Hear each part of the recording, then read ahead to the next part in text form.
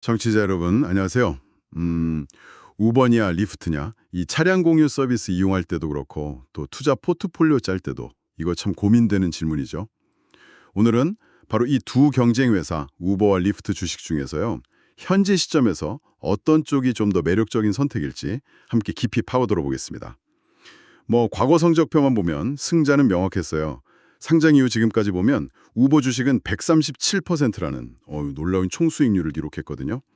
근데 같은 기간 리프트는 투자자들한테 56% 손실을 안겨줬죠. 시가총액 2천억 달러면 이게 우리 돈으로 270조 원이 넘는 거잖아요.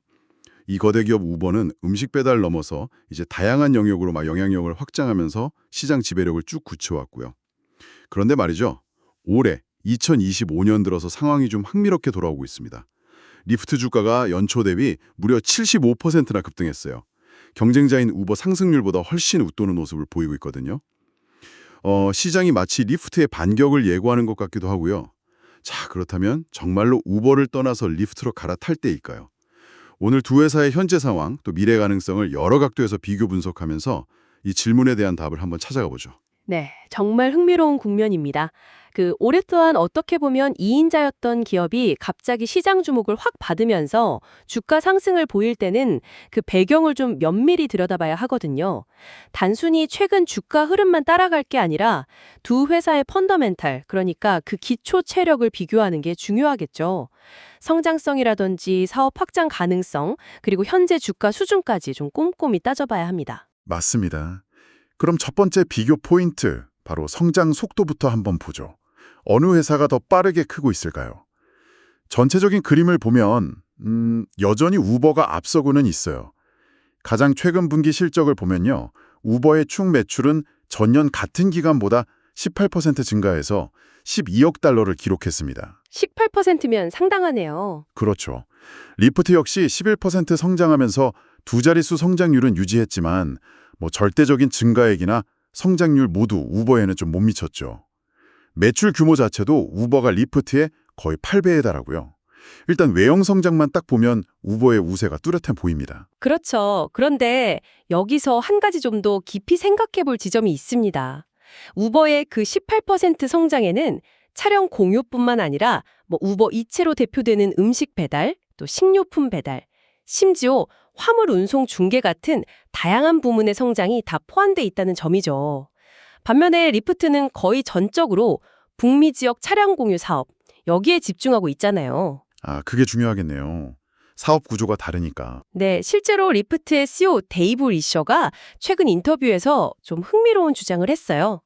2023년에 본인이 취임할 당시 한 26, 27% 수준이었던 미국 내 차량 공유 시장 점유율이요. 현재는 30, 31%까지 올라왔다는 거예요. 오, 정말요? 네. 만약 이 주장이 사실이라면 그 핵심 사업인 차량 공유만 딱 놓고 봤을 때는 리프트가 우버로부터 점유율을 뺏어오고 있다. 이런 해석도 가능해집니다. 오, 그건 정말 중요한 포인트인데요. 리프트가 그 핵심 시장에서 뭔가 반격의 실마리를 찾았다. 이런 신호일 수도 있으니까요. 근데 이게 이 점유율 상승이 마냥 긍정적으로만 해석될 수 있을지는 글쎄요, 좀 더 따져봐야 할 것 같습니다. 일각에서는 리프트가 점유율 높이려고 경쟁사보다 좀 더 싼 요금을 제시하는 일종의 가격 경쟁을 벌이고 있을 수도 있다. 이런 가능성을 제기하거든요. 바로 그 점이 핵심적인 질문으로 이어집니다. 리프트의 점유율 상승이 과연 수익성 개선을 동반한 건강한 성장이냐? 아니면 단기적인 점유율 확보 때문에 수익성을 희생하는 출혈 경쟁의 결과냐 이거죠. 근데 흥미롭게도 리프트가 점유율을 일부 가져왔다고 주장하는데도 불구하고 우버의 북미 차량 공유 사업 성장세가 그렇게 크게 꺾이지 않았다는 분석도 있어요. 아, 그래요? 네, 이건 전체 시장 파이가 커지고 있거나 아니면 우버가 프리미엄 서비스 같은 걸로 높은 수익성을 계속 유지하고 있다. 이런 가능성을 보여주는 거죠. 그렇군요. 리프트의 점유율 상승 소식, 이게 분명 긍정적이긴 한데 그게 지속 가능한 성장 모델로 이어질지는 아직 좀 물음표가 붙는 상황이군요. 맞습니다. 결국 수익성 지표가 어떻게 개선되는지를 계속해서 확인해야 할 것 같아요. 네. 자, 그럼 다음 비교 포인트로 넘어가 볼까요? 바로 옵셔널리티입니다. 옵셔널리티? 이게 우리말로 하면 선택 가능성? 이 정도로 번역할 수 있을 텐데요. 기업이 현재 가지고 있는 자산이나 고객 기반을 활용해서 미래에 새로운 사업 기회를 만들거나 아니면 기존 사업을 확장할 수 있는 그런 잠재력을 의미합니다. 특히 플랫폼 기반 기업들한테는 이 옵셔널리티가 미래 성장성을 가늠하는 데 아주 중요한 척도가 되죠. 그렇죠. 두 회사 모두 이 옵셔널리티를 높이려고 애쓰고는 있습니다. 예를 들면 뭐 우버원이나 리프트 핑크 같은 유료 멤버십 프로그램 있잖아요. 이걸로 충성 고객 확보하고 또 이 사람들한테 다양한 혜택 주면서 플랫폼 이탈 막으려 하고요. 또 뭐 웨이모 같은 자율주행 기술 기업들하고 파트너십 맺어서 미래 모빌리티 시장 준비하고 신용카드 회사랑 제휴해서 결제 편의성 높이는 뭐 그런 활동들도 하고 있고요. 맞습니다. 근데 이 옵셔널리티라는 관점에서만 딱 보면 현재로서는 우버가 리프트보다 훨씬 더 많은 선택지를 가지고 있다 이렇게 보여요. 가장 큰 차이는 역시 사업의 범위와 다양성입니다. 우버는 이미 차량 공유라는 핵심 사업을 넘어서 음식 배달, 우버 이츠, 식료품 배달, 코너숍, 렌터카 중개, 우버 렌트, 심지어 단거리 이동을 위한 자전거나 스쿠터 공유까지 그야말로 이동과 배달에 관한 모든 것을 제공하는 슈퍼 앱으로 진화하고 있잖아요. 네, 그렇죠. 게다가 전 세계 수많은 도시에서 운영된다는 점도 아주 강력한 이점이고요. 그렇죠. 약간 하나의 거대한 백화점 같은 느낌이랄까요?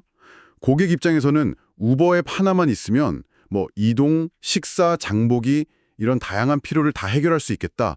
이런 기대감이 생기는 거죠. 반면에 리프트는 현재까지는 북미 지역의 차량 공유 서비스라는 이 핵심 영역에 집중하는 전략을 유지하고 있습니다.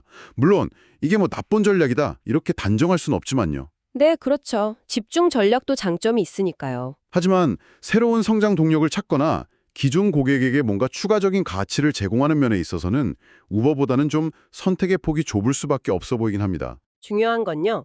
우버가 단순히 다양한 사업을 그냥 벌이는 걸 넘어서 이 사업들 간의 시너지를 만들어내는 능력을 이미 보여주고 있다는 점이에요.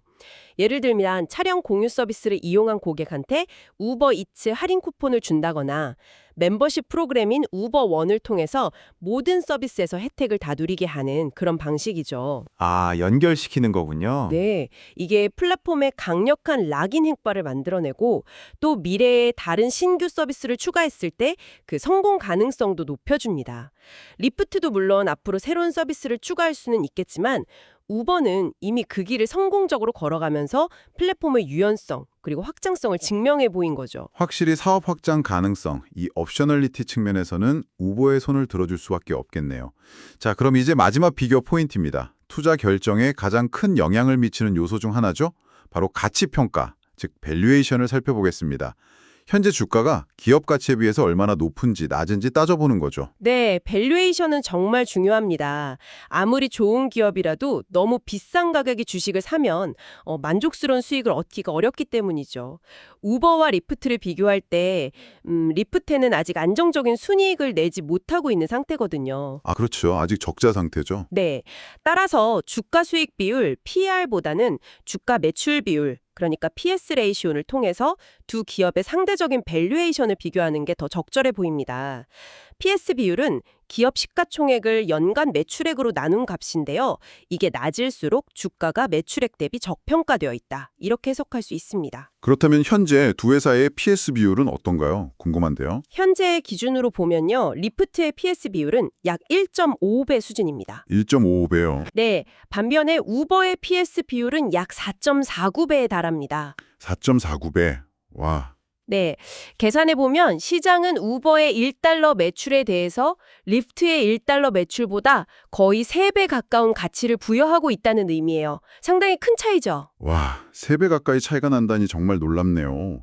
이 극명한 차이는 결국 앞서 우리가 논의했던 내용들을 그대로 반영하는 결과라고 볼 수 있겠군요. 그렇죠. 시장은 우버의 높은 성장률, 또 강력한 브랜드 파워, 그리고 무엇보다 그 뛰어난 옵셔널리티에 높은 프리미엄을 주고 있는 반면에 리프트에 대해서는 아직까지 좀 턴어라운드에 대한 기대도 있지만 의구심도 공존하면서 상대적으로 낮은 평가를 내리고 있는 것 같네요. 정확합니다. 시장은 우버가 현재 시장 지배력, 그리고 다양한 사업 포트폴리오를 바탕으로 해서 미래에도 꾸준히 성장하고 수익성도 높여갈 거다. 이런 기대감을 가격에 반영하고 있는 거죠.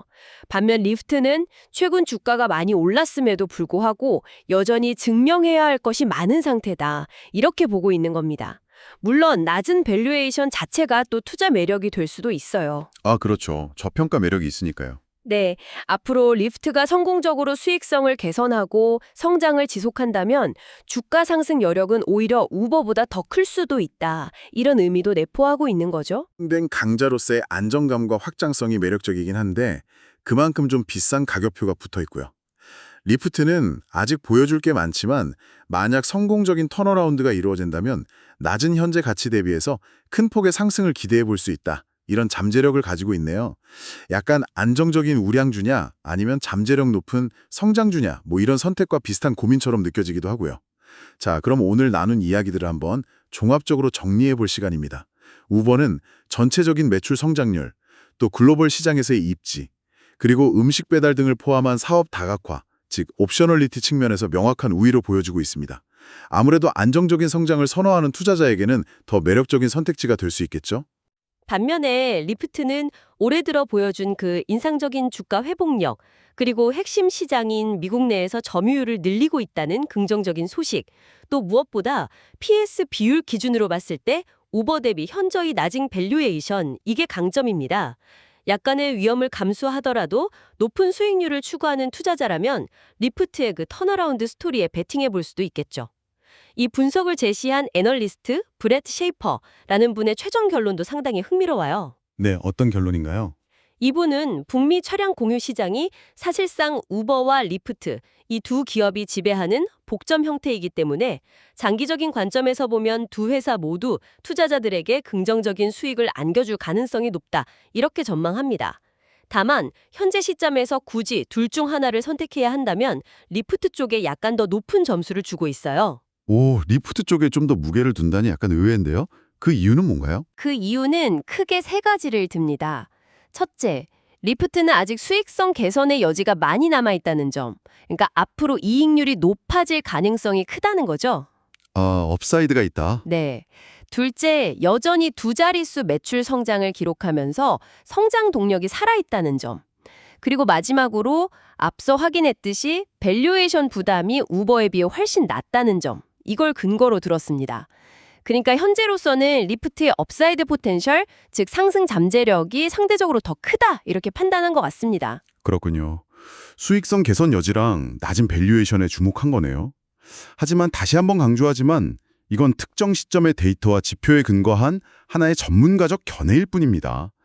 투자 환경은 계속 변하고 또 다른 분석가들은 다른 요소에 가중치를 둬서 상반된 결론을 내릴 수도 있는 거잖아요. 물론입니다. 네. 청취자 여러분께서는 오늘 저희가 함께 살펴본 이 내용들을 바탕으로 어떤 요소가 자신에게 더 중요하게 와닿는지 스스로 한번 판단해 보시면 좋겠습니다. 우버의 그 검증된 실적과 안정적인 미래일까요? 아니면 리프트의 극적인 반전 가능성과 매력적인 가격일까요? 마지막으로 오늘 논의를 마무리하면서 청취자 여러분께서 스스로에게 한번 던져볼 만한 질문 하나를 남겨드리고 싶습니다. 앞서 이야기했듯이 리프트는 사업의 거의 전부가 미국 내 차량 공유 시장에 집중되어 있습니다. 반면에 우버는 전 세계적으로 사업을 펼치고 있고 음식 배달이라는 또 다른 큰 축도 가지고 있죠. 네, 그렇죠. 포트폴리오가 다르죠. 네. 그렇다면 리프트의 미래는 우버에 비해서 미국 시장 자체의 경기 변동이나 아니면 규제 환경의 변화에 훨씬 더 민감하게 반응할 수밖에 없습니다. 예를 들어서 미국 특정 주에서 운전자를 직원으로 분류해야 한다. 이런 규제가 강화된다면 그 영향은 리프트에게 훨씬 더 치명적일 수 있겠죠. 아, 그럴 수 있겠네요. 네, 이러한 집중 리스크를 여러분의 투자 결정에 어떻게 반영해야 할까요? 이 질문에 대한 답을 한번 고민해 보시는 것이 오늘 나눈 이야기들을 여러분의 것으로 소화하는 데 좀 도움이 될 것이라 생각합니다.